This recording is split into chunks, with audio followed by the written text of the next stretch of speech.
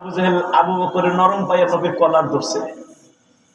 এখন যখন ওমর আইছে আসাদুহুম ফি আমরিল্লাহিল আরাম, আবু জাহেল লেজ গুটে কয়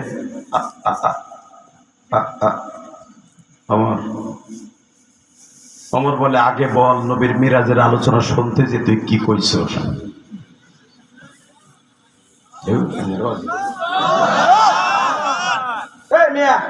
এই জন্যই তো নবী কইছো আসাদুহুম বিআমরিল্লাহিল আমর, আর হান উম্মতি বিউম্মতি আবু বকরিন ওয়া আসাদুহুম বিআমরিল্লাহিল আমর হায়ায় উসমান ওয়া আকদাহুম আলী। নবীর চারজন সাহাবীর কোয়ালিটি নবী চার রকম বর্ণনা করছে। আল্লাহু আকবার বলতে পারলা না? ওমর কোন কথাবার্তা নাই, ওর ডাইরেক্ট অ্যাকশন। এই জন্য নবী ডাইরেক্ট হাদিস পড়ছে আসাদুহুম বিআমরিল্লাহিল আমর। আরে তোর সাথে বোঝাপড়া পরে, তোর লগে কথা কম পরে, আগে ক মিরাজের আলোচনা শুনে তুই কি নবীর করছস কি তাই ক।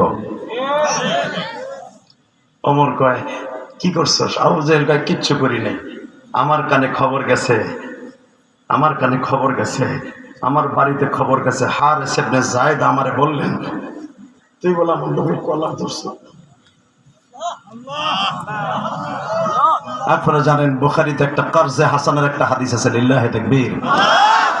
এক বেঈমানের কাছ থেকে নবী রাষ্ট্র পরিচালনা করতে যাইয়া ওই জামানার 1.5 অর্থাৎ এই জামানার প্রায় 2,80,00,000 টাকা খন নিছিলেন। লিল্লাহি তাকবীর। 2,80,00,000 টাকা হুজুর ঋণ নিছিলেন দেশ চালাবার জন্য। তাহলে বোঝা গেল ডাক্তার ইউনূসও ঋণ করে, শেখ হাসিনাও ঋণ করছে, যে সরকার আসবে ওর ঋণ করব। কথা বল না কেন? ঋণ করা জায়েজ আছে, কিন্তু সময় মতো দেয়া ফরজ। ইউকরিদুল্লাহ করদান হাসানা, কোরআনে আছে না নাই? কর্জে হাসানা হবে, কিন্তু ওয়াদা ঠিক রেখে দিতে হবে। এ ভাই এ নূরের ফেরেশতা ঢুকছে, আল্লাহর কোরআনের হাফেজরা ঢুকছে, এই স্বামী তুমি যাও গামিয়া। কোরআনের পাখিগুলা ঢুকছে, লিল্লাহি তাকবীর। এই দেখো কোরআনের পাখিগুলা কেমনে ঢুকছে, তাকাই দেখো, তাকাই দেখো মিয়া। এদেরকে দেখলে তো তোমার গুড়া কিবিতে কামড়ানো শুরু করবো। তোমরা তো বস্তা পিছনে, কলেজের পোলাপনের পিছনে বস্তা, আর দেখো সামনে বুঝে বাকি জায়গাটা বসে গেছে। লিল্লাহি তাকবীর, লিল্লাহি তাকবীর। দিন ইসলাম, দিন ইসলাম, আল কোরআনের আলো সংসদে চলো, আমার নেতা তোমার নেতা, লিল্লাহি তাকবীর। কোরআনের পাখিরা আসছে, ভাল লাগে নাই? কোরআনের পাখিরা যখন রাস্তা দিয়ে হাঁটে, খোদার কসম আল্লাহর রহমত, বরকত, করুণা বৃষ্টির মতো নাযিল হতে থাকে। আল্লাহু আকবার জোরে বলেন তো, আল্লাহু আকবার আরো জোরে বলতে হবে। এই যে একটা মাসলা আপনাদের শিখাই দেয়, দেখেন কোরআনের পাখিগুলা কি সুন্দর। দেখেন এরা এখন দেখেন, এরা কিন্তু আগে ছুটি পায় নাই, আগে ছুটি পায় নাই।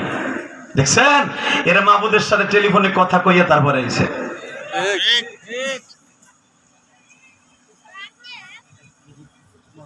আমি অনেক জায়গায় বেশি কথা কই, কিন্তু আজকে তো আমরাই ব্যর্থ মা। আপনারা চাষার আর কোনো দুঃখ নেই, খালি একটাই দুঃখ, দাঁড়িয়ে এখনো রাখলাম না, খালি আরেকটা বিয়ে করে নিয়ত করে জীবনে ভালো লাগে না। কথা বল না কেন? আমি আমার মা বন্ধুকে বল, মা আমি জানি আপনারা একজন একজনের সহ্য করতে পারেন না, তারপরে মা একটু মিলে মিলে বসবেন। মহিলার এক জায়গায় বসলে একজনের পাওয়ার একজনের লাগে লাগলে কি করেন, আক্রমণ করেন। আইসে আসতে কি সাইজায় বুঝা পালে, তোমার স্বামী সাজন গোজন দেয় না, তুমি শাস্তে পারো, তুমি পেত্তির মতো আইসে। আর এক বেডির স্বামী তো চাই হেসব বিগুলো সাইজে থাক, তার দেখলি ভাল লাগবে। তোমারটাও ইচিং কিম পাকাচ্ছি, আর তুমি উঁচুম পুরো পালাচ্ছি। তোমারটাও বদ না, তুমি মহিলাও বদ না, তার একজনের সাদা দেখে তোমার হিংসা লাগে কে? লিল্লাহি তাকবীর। কষ্ট হইতেছে? আর 5টা মিনিট কথা কব, 5 মিনিট। আরে ভাই রাখা, 9:15 স্টেজ হচ্ছে, তুমি কি ভাবতেছো? প্রায় 2 ঘন্টার মতো আলোচনা। বাংলাদেশে 5 লাখ টাকা দিয়ে হাতিয়ে দিয়ে আমার লেভেলে বক্তা আনলো 1 ঘন্টার উপর ওয়াজ করে দেওয়ার পরে। ইলিয়াস রহমান যদি করে একটা ওয়াজ করি, শরীর অসুস্থ, তারপর আপনাকে ঠকাই নেই, যেরকম মারহাবা। কষ্ট হইতেছে না?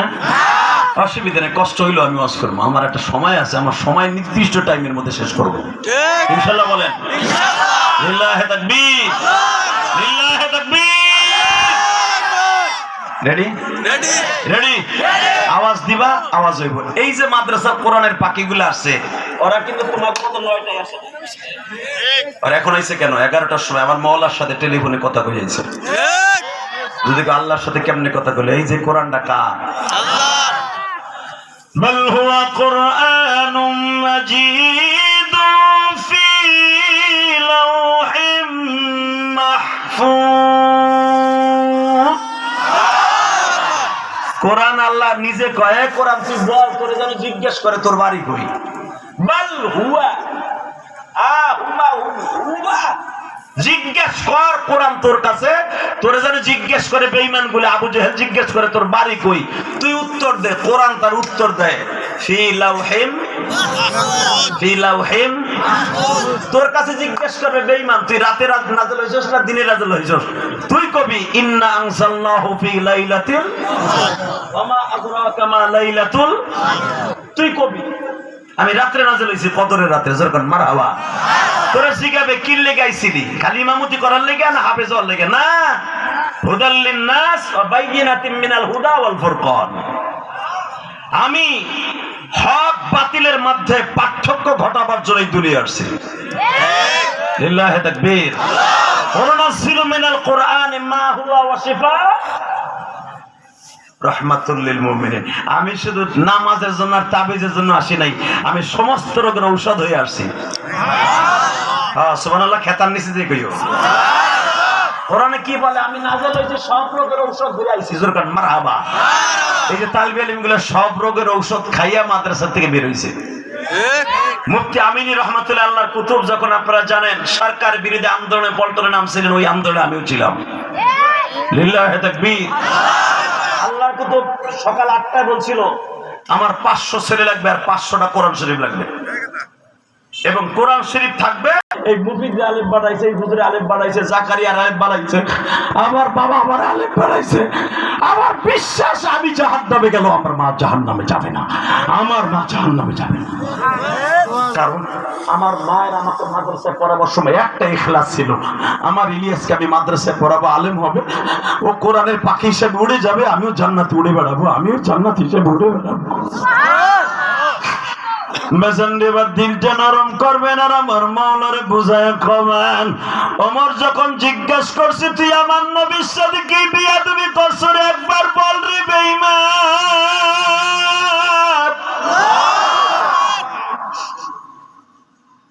বল কি বিয়া দিবি করছিস? যায়েদ ইবনে হারিসা বলে ওমর ভাই ঘটনা ঘটছে। কি করছে বেঈমান জানেন? আমার নবীর কলার ধরছে। আপনারা যেটা কর্জে হাসানের হাদিসটা বলতে চাইছিলাম, বুখারীতে আসছে। আনাস ইবনে মালিক বলেন আমি নবীর খাদেম ছিলাম 10 বছর, আমি নবীর পিছনে দাঁড়াইছি, লম্বা চওড়া হাদিস। হঠাৎ করে দেখি এক ইহুদি এসে নবীর কলার ধরছে। নাউজুবিল্লাহ বলেন। কলার ধরার সাথে সাথে আমরা তখন বুঝতে পারছি যে আমার নবীর কাছ থেকে কর্জে হাসানের টাকা আনছে দেশ চালাবার জন্য, নিজের ফ্যামিলির জন্য না, দেশ চালাবার জন্য টাকা আনছে। ওই বেঈমান নবীর কলার ধরে বলতেছে এই তো টাকা দেওয়ার কথা ছিল, আজকে টাকা দে। নবী বারবার বলতেছে দেখেন আপনার সাথে আমার টাকা দেওয়ার কথা হলো আরো 3 মাস পরে, আরো 3 মাস পরে আপনার সাথে আমার ওয়াদা। আপনি এখন এসে চাইলে তেমন হবে না, আমি আপনার টাকা আস্তে আস্তে করে আমি জোগাইতেছি, জোগাই আপনার টাকা আমি নিজে দিয়ে আসবো। কে কার কথা শুনে? এবার আওয়াজ দিও জীবনে আমার নবীর কলার ধরলে ওমরের মতো লোকের কাছ থেকে বাঁচতে পারবে? আস্তে কথা বলে লুলো হয় আমার, জোরে কও আরো জোরে। আনাস ইবনে মালিক থেকে হাদিস খানা বর্ণিত, আবু হুরায়রা থেকে বর্ণিত, আব্দুল্লাহ ইবনে সাবেত থেকে বর্ণিত, আব্দুল্লাহ ইবনে মাসউদ থেকে বর্ণিত। 30-35 জন হাদিস রাবি বর্ণনা করেন আমরা নবীর সামনে দাঁড়ানো। ইন দি মিন টাইমে বেঈমান এসে, মুনাফিক বেঈমান এসে নবীর কলার ধরে টাকা দিবি কিনা ক। হযরত ওমর একটা চোখ পাক্কানি দিয়ে বলতেছে নবী কলার সার, তা না হলে তোর বডি থাকবে 1 গ্রামে, মাথা থাকবে আর 1 গ্রামে। লিল্লাহি তাকবীর। বসন্ত এই কথাটা বলতে দেরি আছে। আমার নবী ওমরের দিকে চোখটা গরম করে বলে, বডি থাকবে এক জায়গায়, মাথা থাকবে আর এক জায়গায়, এই কথা বলতে পারলা? কর্জে হাসানা কি পরিশোধ করতে দিবা, এটা বললা না?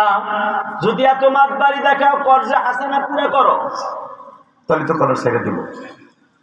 হযরত ওমর বলে, যদি নবী তোর কাছ থেকে টাকা না নিত, তোর দেখায় দিতাম তোর কত দানে কত চাউল। লিল্লাহি তাকবীর, লিল্লাহি তাকবীর। বোঝেন, মদিনার ভিতরে কর্জে হাসানা নিছে, তাইতে যদি ওমরের রূপরেখা এরকম হয়, আবু জেহেল নবীর কলার ধরে বলছে, এরকম মিথ্যা কথা কতদিন বলবি? হযরত ওমর জিজ্ঞেস করতেছে, তুই একবার শুধু বল নবীরে কি করছো? হযরত ওমরের কথা শুনে যায়েদ ইবনে হারেসা বলে, ওমর ভাই, নবীরে কলার ধরছিল বেঈমান, আমি সামনে ছিলাম না, আবু বকরও ছিল না, কলার ধরে বারবার ঝাঁকি দিছে আর বলছে মিথ্যা কথা কতবার বলবি? ওমর বলে, যদি নবী একবার অর্ডার দিত, একবার, মাক্কি জিন্দেগিতে নবী তরবারি ধরার অর্ডার আমাকে দেয় নাই, যদি আমি ওমরকে একবার অর্ডার দিতাম, তোকে মক্কার সব বেঈমানগুলোকে দেখায় দিতাম। খাত্তাবের বলে, ওমর অস্ত্র জমা দিছে, ট্রেনিং জমা দেয় নাই। আপনাকে মসজিদের ইমাম ঘুষাঘুষি করতে পারে না, এটা ভাইবেন না।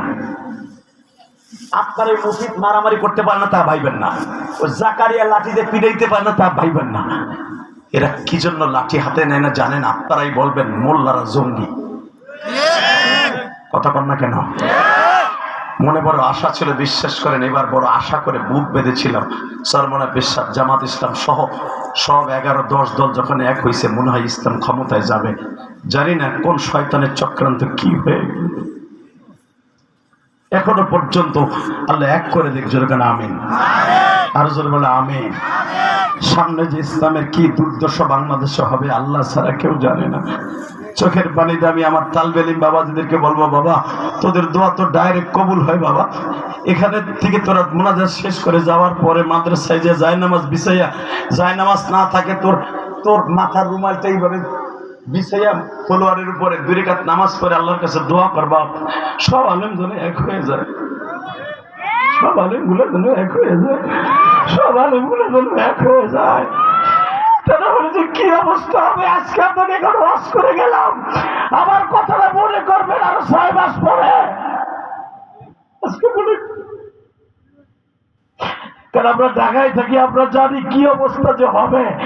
তবে একটা বিশ্বাস, আল্লাহ তোমার কুদরতি হাত দিয়ে আমার বাংলাদেশে একটা ইসলামী পতাকা উত্তোলন করার সুযোগ দান করে। একটা বার আল্লাহ মামুনুল হকের মতো একটা মর্দে মুজাহিদ, চরমনা পিসাবের মতো একটা মর্দে মুজাহিদ, ডাক্তার শফিকুর রহমানের মতো একটা মর্দে মুজাহিদ। বিএনপি ক্ষমতায় যাক, আমি বিরোধী করি না, বিএনপি যাক, কিন্তু অন্তত 100 আলেমকে সাথে নিয়ে যান।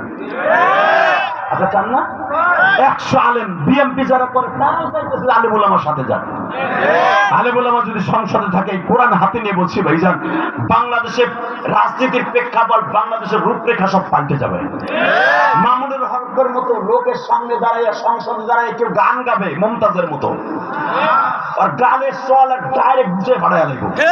কথা বলতে গেল গান গাইতে চাইলে আর দাঁতুরে আমাকে মামুন, এটা আমার বিশ্বাস। কারণ মামুনের শরীরের মধ্যে আছে আল্লাহ আজিজুল হকের রক্ত। আল্লাহ আজিজুল হক পৃথিবীর কোনোদিন মৃত্যুর আগ পর্যন্ত বাতিলের সাথে আপোষ করে নাই। কষ্ট হইতেছে, আমার খুব কষ্ট হইতেছে, জিহ্বাটা শুকায় আসতেছে। শুধু 2টা মিনিট কথা বলবো, আমার দিক তাকায় 2 ফোঁটা পানি ফেলবেন ইনশাআল্লাহ। ইনশাআল্লাহ বলেন এইদিকে, সর্বময় ক্ষমতার মালিককে, আরো জোরে। ওমর যখন বলছে এ তুই নবীর কি কইছস, কইতে দেরি আছে, দাম দাম করে মারতে দেরি নাই। হঠাৎ করে একজন বেঈমান পাশের থেকে দাঁড়ায় বলতেছে, মুহাম্মাদের এই কথা কি বিশ্বাস করা যায়? মুহাম্মাদের এই জালিয়াতি কথা কি বিশ্বাস করা যায়? মুহাম্মদ এক রাত্রে আল্লাহর বাড়িতে গেছে, 6 মাসের রাস্তা যাইতে লাগে 6 মাস, আইতে লাগে 6 মাস, 1 বছরের রাস্তায় 1 রাত্রে গেছে। লাইলান মিনাল মসজিদুল হারাম, এটা কি বিশ্বাস করা যায়? এটা কি বিশ্বাস করার মতো? এই বেঈমান এইভাবে চিল্লাইতেছে আর কোহাইতেছে। হযরত ওমর বললেন, আই এর চাইতে যদি কঠিন কথা হয় আমি ওমর বিশ্বাস করি, আবু বকর বিশ্বাস করে। তোদের বিশ্বাস করস বা না করস, আমরা করেছি। লিল্লাহি তাকবীর। বাজান এবার আমার দিকে তাকাবেন আর চোখের পানি ফেলবেন। আমার নবী বলে, আবু বকর রে, ওমর রে, তোমরা যখন আমার মেরাজের কথা বিশ্বাস করেছো, আমি নবী আমার আবু বকরকে খালি হাতে ফেরাই দিতে পারি না গো। অন্তত আমার আবু বকরকে একটা না একটা হাদিয়া দিয়ে দেই। আমার আবু বকরে আমি আজ থেকে একটা হাদিয়া দিলাম, তার নাম হবে সিদ্দিক। সিদ্দিক নামে একটা হাদিয়া দিলাম।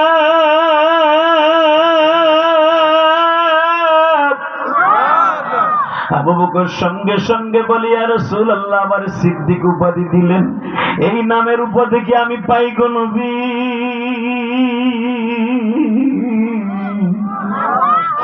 এই সিদ্দিক শব্দের উপাধিকে আমি সারা জীবন টিকায় রাখতে পারবো? আমার নবী বলে, আবু বকর রে, তুমি এক কথায় আমার মেরাজের আলোচনা মেনে নিলা, এক কথায় তুমি বিশ্বাস করে নিলা আবু বকর, এই সিদ্দিক শব্দ আমি দেই না, আমার মাওলাই দিছে। আমি আপনাদের কাছে একটা কথা এখন জিজ্ঞেস করব। আমার নবী যখন বললেন আবু বকর 50 ওয়াক্ত নামাজ দিয়েছে, তুমি কি বিশ্বাস করো? আবু বকর এক বাক্যে বিশ্বাস করে বলে, ইয়া রাসূলুল্লাহ, 50 নয়, 500 নয়, 5 ওয়াক্ত নয়, নবী আপনি যা বলবেন তাই আমি বকর বিশ্বাস করি। আবু বকর, আমি এসে তোমার ফজরের নামাজটা পড়াইছি, জোহরের নামাজ, আসরের নামাজ, মাগরিবের নামাজ, ঈশার নামাজ পড়াবো। বাজান রে, কথাটা যখন সারা মক্কার মধ্যে ছড়িয়ে পড়ল, আমি দেখব আমার নবীর জানের চাইতে কে ভালোবাসা। আমার বিশ্ব নবী ফুপির বাসায় বসে কান্দে আর বলে, ফুপিরে, 5 ওয়াক্ত নামাজ কবুল হয়ে গেছে, 5 ওয়াক্ত নামাজ আজ থেকে রেডি হয়ে গেছে, 5 ওয়াক্ত নামাজ আমার উম্মতের জন্য রেডি হয়ে গেছে, কিন্তু আমি কেন কান্দি জানো রে ফুপু? আজকে যদি আমার খাদিজা বাইসা থাকতো, 5 ওয়াক্ত নামাজ পড়তে পারতো। আমি আমার মা বোনদের উদ্দেশ্যে বলবো, মা, আপনারা যারা মহিলা প্যান্ডেলে বসে আছেন গো মা, স্বামীর এইরকম ভালোবাসা আপনার জীবনে চটবেনি জানি না গো মা। আমার নবী মেরাজ থেকে এসেও খাদিজার কথা ভুলে না। হুজুরের ফুপি উম্মে হানির বাসায় বসে বারবার বলে, ফুপি, আজকে যদি খায়লাদের মেয়ে আমার বড় বিবি খাদিজা বেঁচে থাকতো, আমার খাদিজা যদি 5 ওয়াক্ত নামাজ পাইতো, না জানি কত খুশি হয়ে যাইত। আমি আমার মা বোনদেরকে বলবো, মা, মহিলাদের 5টা ফরজ যদি ঠিক মতো বজায় রাখে, মহিলারা যদি 5টা ফরজকে ঠিক মতো আদায় করে, পুরুষের অন্তত 500 বছর আগে জান্নাতে চলে যাবে। এক নম্বরই মহিলাদের মধ্যে গরমের, সেটা হলো স্বামীর খেদমত। হে বুড়া চাচা, কথা কও। তুমি ঘুমাও এক রুমে, তোমার বউ ঘুমায় আর কথা বল না কেন? বুড়াটার বুড়া বয়সে বউ লাগে, জোয়ান বয়সে লাগেনি কেন? ওই বুড়িও জানে যে বুড়া বয়সে আমারে লাগবে, এর লেগে বুড়ি লাগায় না, তার খেদমতি করে না। কথা কন না কেন? আর যুবক বয়সে স্বামীর কথা শুনবো না, সকালবেলা দেখবো ডুয়েল সিম লয়ে যার একটা, এই ডরে খেদমত করে। হালাকে খেদমত করা উচিত তো বিরুদ্ধ বয়সে। কথা কন না কেন? আমার নবী তাকান, আমার নবী বিরুদ্ধ ছিলেন না। আমার নবী 53 বছর বয়সও মনে হয়তো 13 বছরের যুবক। এবার কানবেন, ফুপির বাড়িতে যে বলে, ফুপি, আমার খাদিজা যদি বাইসে থাকতো, 5 ওয়াক্ত নামাজ কবুল হয়েছে, যদি 5 ওয়াক্ত নামাজ নাযিল হয়েছে, দেখতো আমার খাদিজা খুশি হয়ে যেত। এই হাদিসের তাওজিদে দেখবেন উলামা ইকরাম, আপনারা তো পড়ছেন, বারবার বলতেছে,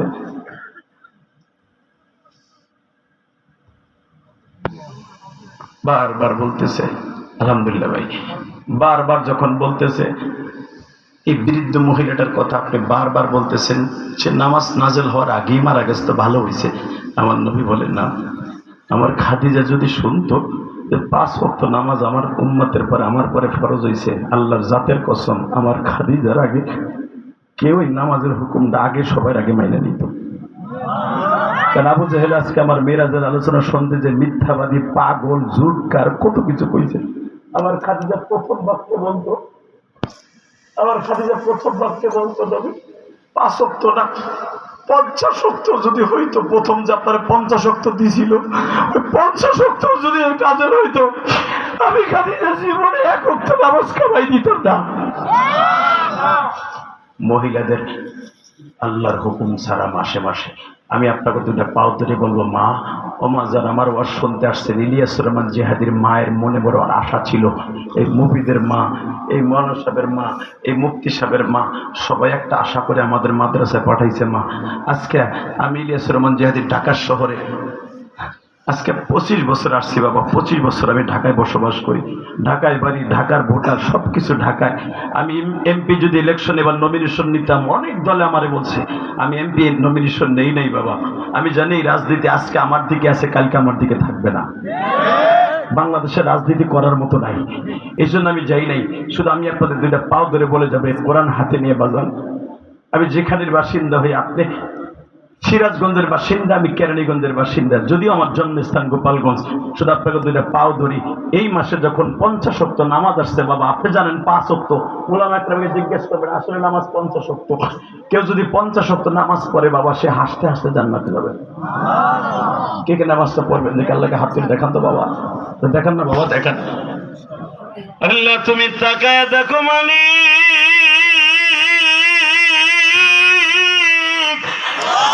এখন রাত 11টার বেশি বাজে। মালিক রে,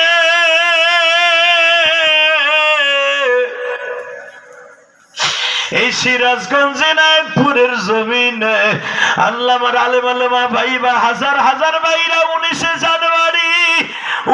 জানুয়ারি তোমার পাগল গুলি তাকায় দেখো, এই গভীর রাত্রে ওয়াদা দিছে 50 ওয়াক্ত নামাজ পড়বে। তোমার নবীর মেরাজের কথা, নামাজের কথা স্বীকার করছে আবু জেহেল, উতবা সাহেব নবীর মায়ের পর্যন্ত দিছে। কিন্তু যারা 5 ওয়াক্ত নামাজে বিশ্বাস করে নিছে, এরা তো কোনোদিন জাহান্নামে যাবে না। আল্লাহ এদেরকে কবুল করো, জোরে না আমিন, আরো জোরে না আমিন। 5 ওয়াক্ত নামাজ পড়বেন বাবা। আমি শুধু আপনাদের পাও ধরে বলবো, এই কোরআন যদি সত্য হয়, 5 ওয়াক্ত নামাজ পড়বেন আপনি, পুরা 24 ঘন্টার ভিতরে আপনি 5 ওয়াক্ত নামাজের সওয়াব পাবেন না, আপনি পাবেন 50 ওয়াক্ত। বরকত আপনার পরে নাযিল করলাম। এই কথাটা বলতে দেরি আছে। নবী বলেন, আসসালামু আলাইনা আইয়ুহান নাবিয়্যু ওয়া রাহমাতুল্লাহি ওয়া বারাকাতুহু ওয়া আলা ইবাদিল্লাহিস সালিহিন। আল্লাহ তুমি আমারে দিলা, আমার ওই যে বেলকুসির এনায়েতপুরের উম্মতগুলো যখন শুনবে, অত লোভ লাগবে, অত কিছু দিবা না, এবার কানবেন। চট করে আমার আল্লাহ বলে ফেলেছিলেন, নবী আপনি এখানে এসে উম্মতরে বলেন না। আমার নবী বলে, আল্লাহ তোমার কি মনে নাই, তুমি যখন আমার কাবা ঘরের সামনে মেরাজে বোরাকে ওঠার আগে একটা স্বর্ণের বাক্সর ভিতরে করে আমার যখন একটা জামা, জুব্বা, তারপর একটা পায়জামা, একটা পাগড়ি, একটা আংটি, একটা লাঠি, এগুলো আমার দিয়া বলছিলা নবী বন্ধুর বাড়ি বেড়াইতে যাবেন, এইগুলা পরিধান করে নেন, কারণ নবীরাও আপনার সামনে থাকবে, আপনার আল্লাহ আজকে ইমামুল মুরসালিন বানাবে। ইমামতি করতে হলে ভালো একটা জামা পরেন। এখন কানবেন, আমার নবী বলছিল এই জামাগুলা কার জন্য আনছো? আপনার জন্য। কেন? হুজুর আপনি আল্লাহর বাড়িতে বেড়াইতে যাবেন, এগুলো পড়বেন না। আমার নবী তখন বলে, জিবরাইল রে, এই জামার গায়ে যে জামাটা আছে, এই জামা পরিধান করে কি আল্লাহ বাড়িতে গেলে আমার সাথে দেখা করবে না? আমার নবী ভাবতেও পারে না আমার ডাইরেক্ট আল্লাহর কাবা কাউসাইনি আও আদনা, একবারে আল্লাহর বাড়িতে কাবা কাউসাইনির ভিতরে ঢুকাইয়া আল্লাহর নূরের 70,000 পর্দা ফাটাইয়া রফরফে একবারে আল্লাহর বারান্দায় বসাই আমার মাওলার সাথে দিদার হবে। এটা আমার নবী জীবনে ভাবে নাই। কারণ কি জানেননি? মুসা নবী আমার মাওলার এক নজর দেখতে যায় 40 দিন বেহুশ হয়েছিল বাবা। এত নূর ভেদ করে আমার মাওলাকে আমারে তার বাড়িতে নিবে, এটা আমার নবীর দিমাগের মধ্যেও ছিল না। কিন্তু যখন কাবা কাউসাইনি আও আদনা, একবারে নবী আল্লাহর বাড়ির সামনে তো আল্লাহু আকবার বলতে হবে। আল্লাহ আমার আলেম উলামা ভাইরা জানে আয়াতের তাফসীর তরজমা একবারে আল্লাহর বাড়ির সামনে বসে যখন আল্লাহর সাথে কথা শুরু, আমার নবী আল্লাহর কুদরতে পায় সিজদা দিয়া সুমা দিয়া বলে, মালিক আমার একটা দরখাস্ত নিবা। তোমার জিবরাইল আমার একটা নতুন জামা জান্নাত থেকে দিছিল, একটা নতুন পায়জামা দিছিল, একটা পাগড়ি আমারে দিছিল মালিক রে। আমি যে পরিধান করে আসি নাই, তুমি কি বেজার হইছো? আমার আল্লাহ বলে, ইয়া রাসূলুল্লাহ পুরান জামা কেন পরিধান করে আসছেন? আমি আল্লাহ জানি, আল্লাহু আলিমুম বিজাতিস সুদূর। আমি জানি নবী কেন আপনি পুরান জামা পরিধান করে আসছেন। গত 1.5 মাস আগে তায়েফের মাঠে ছেলেরা আপনারে মারছে, তাইফের ছেলেদের রক্তের আঘাত আপনার জামার মধ্যে লেগে আছে। যেই জুতাটা পাই দিয়েছেন এটা আমি আল্লাহর ইশারা, ওই জুতার মধ্যে এখনো রক্তের দাগ লেগে আছে নবী। নবী রক্তের দাগ এখনো লেগে রয়েছে। যদি এখানে আপনার জায়গায় মুসা নবী হইতো, মুসা নবী আমার লগে দেখা করতে আসতে যাইয়া আমি বলছিলাম, মুসা বাজারের সবচেয়ে সেরা জামা গায়ে দিয়ে আসবি, সেরা জুতা পরে আসবি, আমার সবচেয়ে দামি চাদর গায়ে দিয়ে আসবি, তা না হলে তোর সাথে আমি দেখা দিব না, তোর সাথে কথা বলবো না। নবী আপনার আমি আনতে যাইয়া আপনার গায়ে তায়েফের ছেলেদের মাইরে সেই রক্তের দাগ এখনো আপনার জামায় আছে, আপনার জুতা সেরা এখনো আছে। ওই সেরা জুতা সেরা জামালে কেন আসতে বলছে জানেন? সমস্ত ফেরেশতাদেরকে সাক্ষী রাখবো আমার নবী তার উম্মতের কত ভালোবাসে। আল্লাহ তোমার এই উম্মত গুলাই গভীর রাত্রে 11:30টার সময় একটা আওয়াজ দিবে, আমার ওই নবীর যদি বাংলার জমিনে ইনায়েত করে কেউ গালি দেয় ওর জায়গায় পুঁতে ফেলবো। রাজি আছি না নাই? রাজি আছো? লাস্টার লেগে আরেকবার হাত উঁচু করে দেখায় দাও।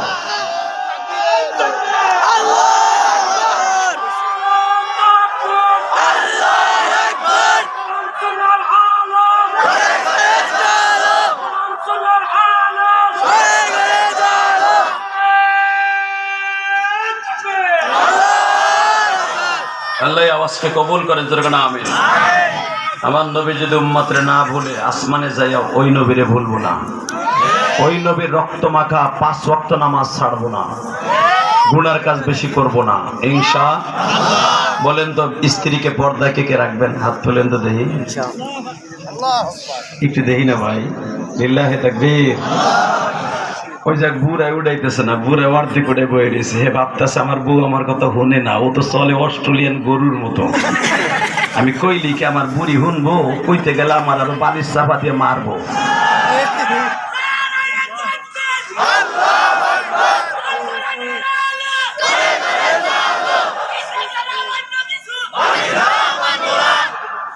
বলেন স্ত্রীর পর্দায় রাখবেন তো, 5 ওয়াক্ত নামাজ পড়বেন তো।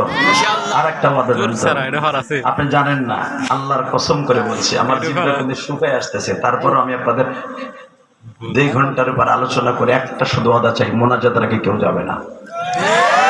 উঠান, হাত উঠান তো, আমি অসুস্থ শরীর নিয়ে দোয়া করে যাবো। যেরকম মারহাবা। আল্লাহ আমার মতো যাদের মা নাই তাদেরকে মাফ করে দিবে আল্লাহ। ইলিয়াসুর রহমান জেহাদি 12 বছর বয়সে মা হারাইয়া, মায়ের কষ্ট কারে বলে আমি দেখেছি না মহান। এই যে চাচা যাইন না, শুনেন চাচা ওয়াদা দিছে আপনার ভাতিজা, আপনি যাবেন গা চাচা? ও ঠিক আছে জানলাম। আল্লাহ আমার বাজানরে আসার তৌফিক দান করে, জোরে করে আমিন। যখন কইছি চাচা যাইন না, আমার 2 আঙ্গুল দেখাইছে, তার মানে এইটাও করবে এইটাও করবো। লিল্লাহি তাকবীর। লাগবে না, এই পানি বাইরে পানি খাওয়া যাবে না। বাবা কষ্ট হইতেছে আপনাদের? কষ্ট হইতেছে? আমি কি বুঝতে দিছি আমি অসুস্থ? আর আমি যে 8-9 বার গেছি লেফটেনে, বিশ্বাস হয় আপনাদের?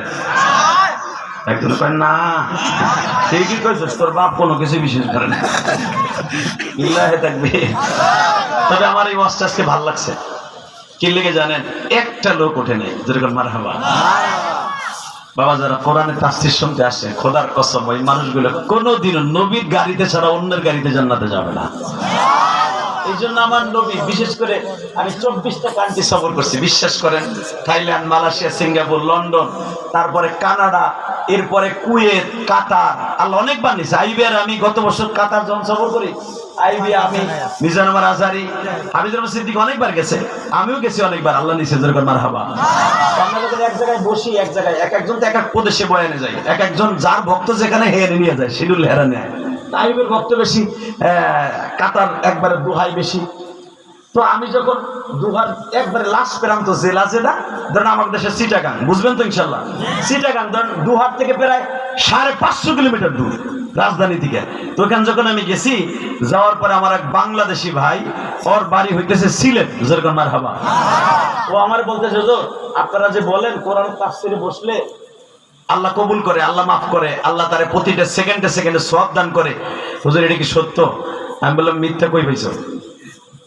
এটা ওই কাতার বইয়ে কয়। আমি বললাম মিথ্যা কই পাইছো? কইছেন না, আমার জানি কেমন কেমন লাগে। যদি এত শুনা মানুষ এরপর আমল করে না, সিলেটের মানুষ তাহলে খিতা খাও হুজুর, আমল করতো না, এটা কি সত্য না মিথ্যা? এটা খিতা যে কত হুজুর না, আমি তার সিলেটের ভাষা পারি না। আমি বললাম যে ভাই, আলেম ওলামা কোনোদিন তোমাকে মিথ্যা কথা দিয়া জাহান্নামে আলেম যাবে না। কথা বলেন না কেন? হতে পারে এই দুজন আপনাদের এলাকার ছেলে, হতে পারে আপনাকে মসজিদের ইমাম সাহেব, আপনার মিথ্যা কথা কইয়া মেম্বারে বসে আপনারে জান্নাতে ঢুকাইয়া হে জাহান্নামে যাবে, এই কাজ আলেমরা করেন। এত বোকা না, ঠিক না? ঠিক। আমি বলে গেলাম, যারা ওয়াজের মাঠে আছেন, কোরআন হাদিসের কথা যেখানে যেই শুনবেন, যদি আমলের নিয়তে শুনেন, প্রত্যেকটা কথার বিনিময়ে 100 রেকাত করে 60 রেকাত করে নফল নামাজ পড়ার সওয়াব পাবেন। মাজলিসু ফিকহাতিন খায়রুম মিন ইবাদাতি 60 সানাতা। 60 বছর দাঁড়ায় দাঁড়ায় ইবাদত করলে যেই সওয়াব, ওই সওয়াব আল্লাহ আপনার আমলনামায় এক কথার বিনিময়ে সেই সওয়াব। তাহলে 5 ওয়াক্ত নামাজ পড়বেন তো? ছেলে মেয়ের মাদ্রাসায় দিবেন তো? এখানে একটা মাদ্রাসা হোক, আপনারা চান না? আমি সবচেয়ে বেশি খুশি হয়েছি, বললাম মুফিদ আমার জায়গাটা দেখাইলেন, এখানে বলে মসজিদটা ভাঙ্গিয়া নতুন করে করবে। শুনলে আপনি খুশি হবেন। মান বানা লিল্লাহি মসজিদান বানাল্লাহু লাহু বাইতান ফিল জান্নাহ।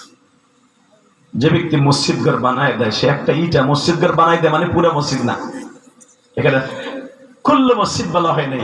মান বানা লিল্লাহি মসজিদান, সে মসজিদের ভিতরে একটা ইটাও লাগতে পারে, একটা থাইও লাগতে পারে, একটা খুঁটিও লাগতে পারে, একটা রডও লাগতে পারে।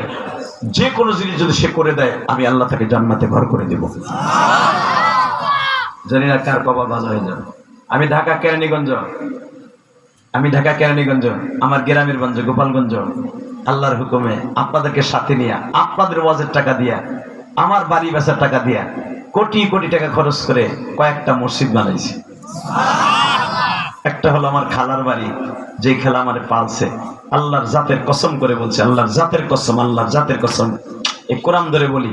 এই আমার ড্রাইভার খাদেমকে জিজ্ঞেস করবেন, গত 3 দিন আগেও খালার মসজিদে আমি 1 লক্ষ টাকা দিচ্ছি। আলহামদুলিল্লাহ বলেন।